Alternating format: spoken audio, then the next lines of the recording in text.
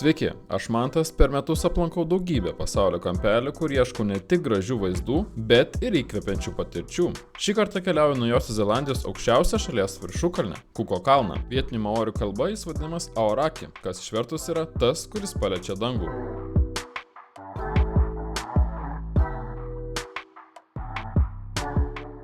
Sveiki, šiandien sveikinu su jumis iš Naujosios Zelandijos. Esame prie Tekapo ežero, kur yra tiesiog beprotiškai gražus saulėlydis šiuo metu.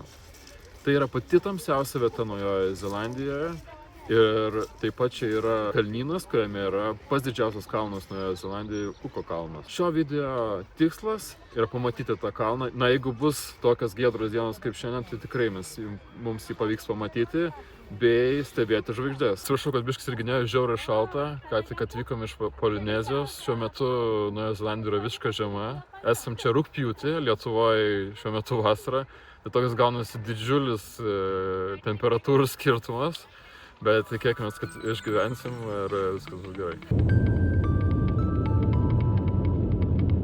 Štai atėjo naktis, kol atvykau į savo Airbnb ir nuo ko pradėsim šitą epizodą, tai nuo šios vietos ypatingumo, tai tuo, kad čia yra viena geriausia vietų pasaulyje stebėti žvaigždės ir tuoj pat važiuosim iki stebėjimo punkto, kur su teleskopais ir visokia kita įranga bandysim pamatyti dangaus kūnus. Šiaip iš tikrųjų aš, kol pasižiūriu, tai nežinau, daug žvaigždžių nesimato atrodo, bet bus matyti, kaip nebus jokios šviesos.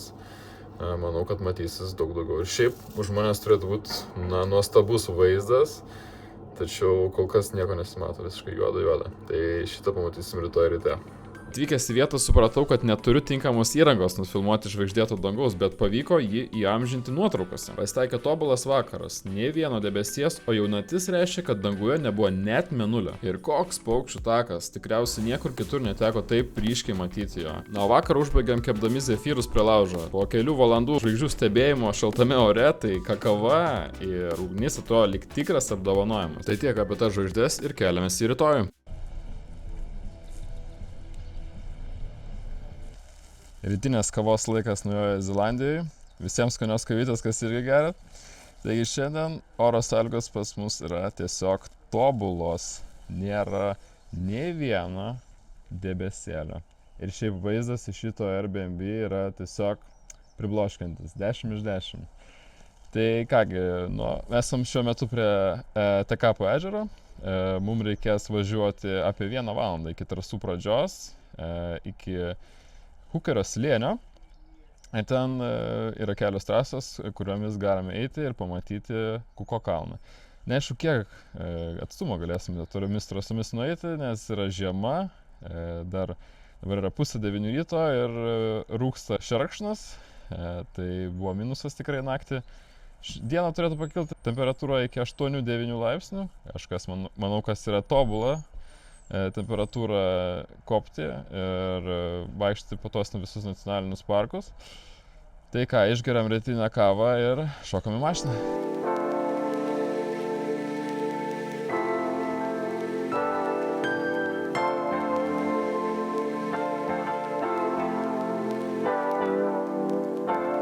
Esam realiai per vidurį kelio iki trasos. Atvažiavam prie kito ežero, kuris vadinasi Kaki, ir iš čia jau pradeda matytis Kuko kalnas. Pasižiūrėsim, man atrodo, kad matosi ir galima sakyti, kad jau beveik įgyvendinsim savo šito video tikslą, bet tikrai norėtųsi arčiau privažiuoti prie jo. Šiandien mums puikiai sekasi su oro sąlygom, kaip matote jokio debesies ir net nuo Pukakio ežero matosi pats didžiausias Naujosios Zelandijos kalnas Kuko kalnas. Dar iki pačio parko liko 60 km ir nors jau kaip ir mūsų misija šito video yra pabaigta, nes jau pamatėm patį didžiausią kalną, bet vis tiek norisi privažiuoti arčiau ir pasivaikščioti ledynų padarytais ežerais, tai važiuojam toliau.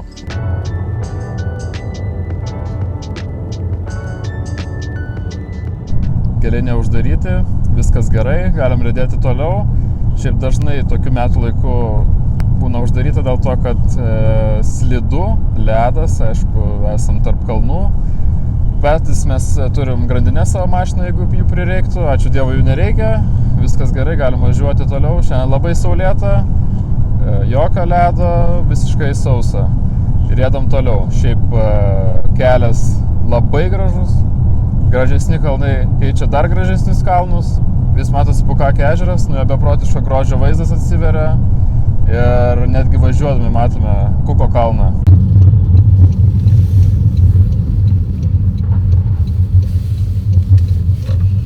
Štai va, atitvarai kokie būna. Šiandien galima važiuoti, šiaip artėjant prie nacionalinio parko. Visiškai visi kalnai yra apsnigti. Atrodo tikrai įspūdingai. Taigi atvykau į haiko pradžią. Visur apsnigti kalnai ir toj pradėsim kilti. Šiandien eisim iki 2 taškų, iki Kea Point ir eisim iki 2 taško, nes toliau nebegalima, iki 3 negalima, nes yra uždaryta trasa čia. Eisim iki 2, tikriausiai. Pažiūrėsim dar prie 1, ar galėsim toliau nueiti. Net trasoje batus rekomenduoju su grandinėm žiemą nešiot. Kalnuose, sakoma, galima per vieną dieną išgyventi visus 4 metų laikus. Manau, dabar yra, na gal ne vasara, bet toks ankstyvas pavasaris. Paukščiukai čiulba, gražus oras.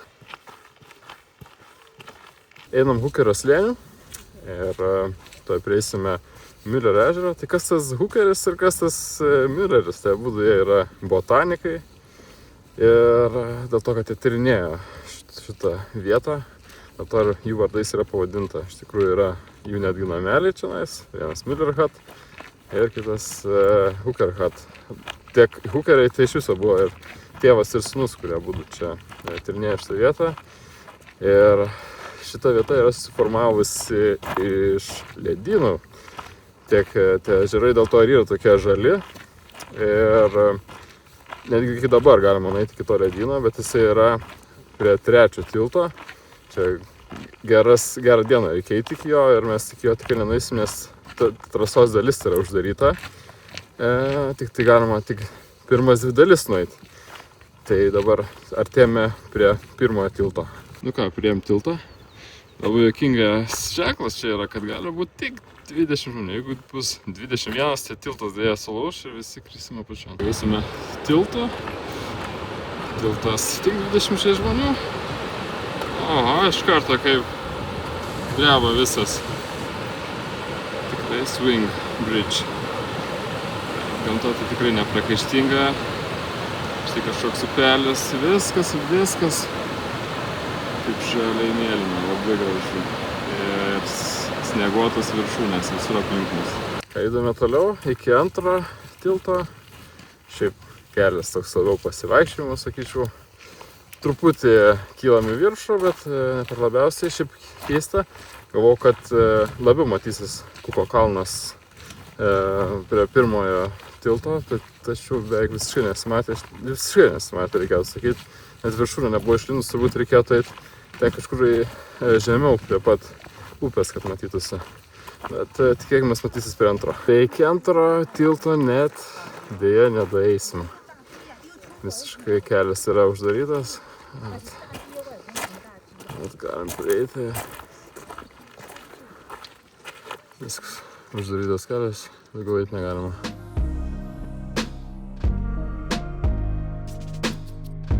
Trumpa pertraukėlė, suvalgysim pietus. Na, nuostabus vaizdas pietums. Vieni geresnių pietų šiais metais.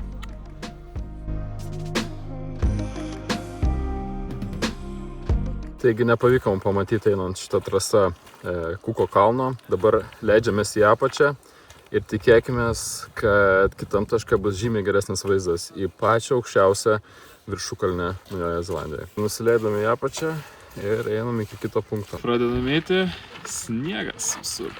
Taigi iki Kea Pointo 30 minučių tik tai, bet reikės kilti viršų.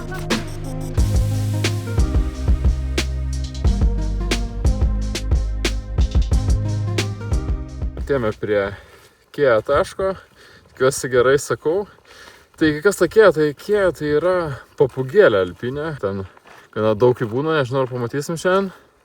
Bet tikėkimės, tada jau bus pilnas paketas ir kuko kalnas ir dar specialios papūgėlės. Kaip sako, tos papūgėlės gana aršios ir mėgsta vogti daiktus, kaip kokiam Tailande ar Balyje beždžionės. Nu, tikėkime, iš mūsų nieko nepoks, tai nelabai yra ką vogti. Bent sumuštinis iš kuprinės. Ką jau visai artėjom prie Kia taško, biškai net padusau lipti viršų, bet jau matosi viršūnė kuko kalno. Labai gražu, labai gražu. Na ir kągi. Iš mane nuostabus vaizdas.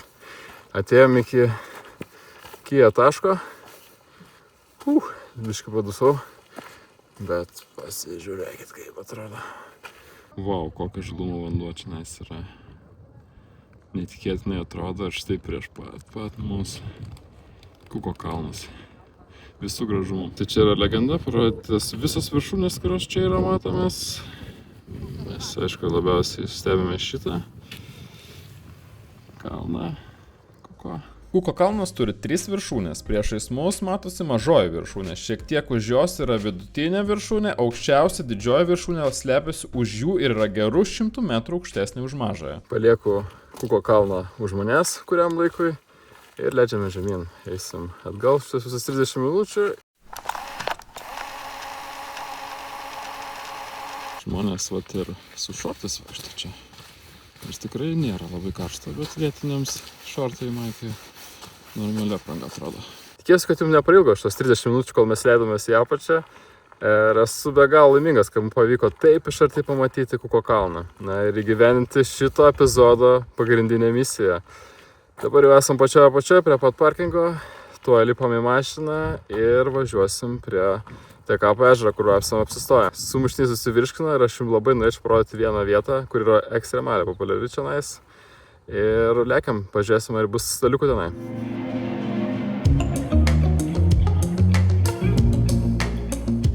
Mes jau grįžom į Tekapo miestą, prie Tekapo ežero ir aš jums parodysiu pačią populiariausią vietą šitame miestelėje. Tai yra tiesiog kioskelis, kur pardavinėja labai pamėgtą vietinių žmonių maistą. Tai yra fish and chips.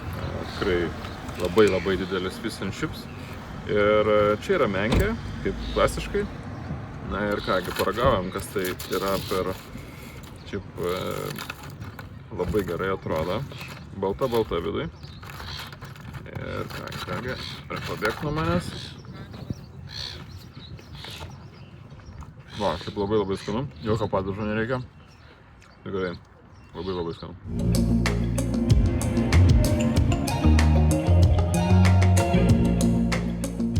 Grįžau į savo Airbnb ir manau, kad tai ir bus šio epizodo pabaiga. Tai kaip pasisveikinu su gražiu saulėdžiu, taip ir atsisveikinu. Tai ačiū visiems žiūrėjusiems.